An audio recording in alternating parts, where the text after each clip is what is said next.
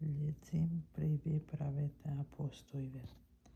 Atëherë u ngrit në kuvent një farisej me emër Gamaliel, mësues ligji, të cilin e nderonte mbar populli. Ky kërkoi të qiten njerëzit jashtë për një çast. Atëherë u tha këshilltarëve: "O burra Izraelas, mendoni mirë se çka do të bëni me këta njerëz. Nuk ka shumë kohë që u ngrit Teuda dhe pohonte se është njeri me rëndësi. Rreth tij u bashkuan afro 400 vetë. Ai që vrarë e të gjithë ata që e patën ndjekur, u shpërndan dhe u asgjësuan. Pas tij, në kohën e njësimit të popullsisë, u paraqit Juda Galileas dhe tërhoq pas vetes një shumicë njerëzish. E vran edhe atë, po edhe të gjithë ndjekësit e tij u shpërtalluan.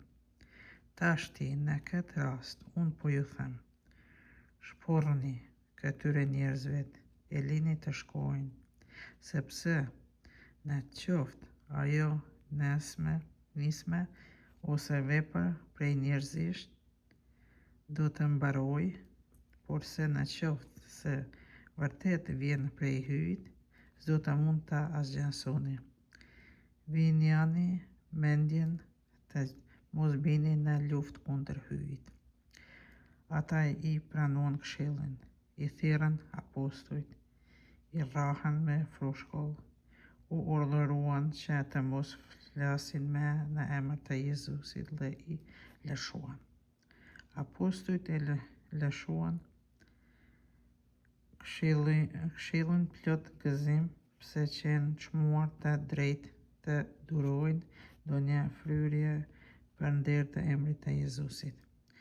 Dhe çdo ditë, si në tempull, ashtu edhe në shtëpi, nuk pushojnë duke mësuar e shpallur lajmin e mirë mbi Jezusin Mesihin.